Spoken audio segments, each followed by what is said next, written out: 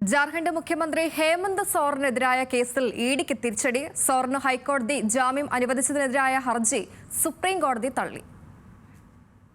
ഭൂമി കുംഭകോണ കേസിൽ ഹേമന്ത് സോറന് ജാമ്യം നൽകിയ ഉത്തരവ് ചോദ്യം ചെയ്താണ് സുപ്രീം കോടതിയിൽ എൻഫോഴ്സ്മെന്റ് ഡയറക്ടറേറ്റ് ഹർജി സമർപ്പിച്ചത്.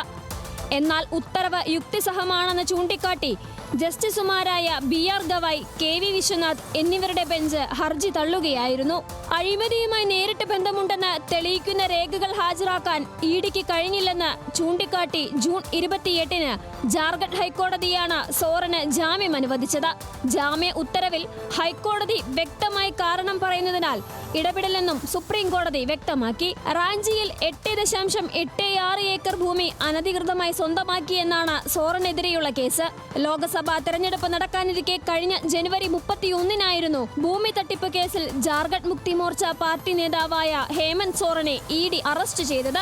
വ്യാജരേഖകളിലൂടെ കോടികൾ വിലമതിക്കുന്ന ഭൂമി കൈക്കലാക്കാൻ ശ്രമിച്ചെന്നായിരുന്നു ആരോപണം. കെട്ടിച്ചമച്ച കേസിലൂടെ BJP രാഷ്ട്രീയ വിരോധം തീർക്കുകയാണെന്നായിരുന്നു സോറന്റെ പ്രതികരണം. അറസ്റ്റിന് മുന്നോടിയായി ഹേമന്ത് സോറൻ മുഖ്യമന്ത്രി സ്ഥാനം രാജിവെച്ചിരുന്നു. 5 മാസത്തെ ജയിൽവാസത്തിനു ശേഷം തിരിച്ചെത്തിയാണ് വീണ്ടും മുഖ്യമന്ത്രിയായി സത്യപ്രതിജ്ഞ ചെയ്തത്. National desk news Malayalam.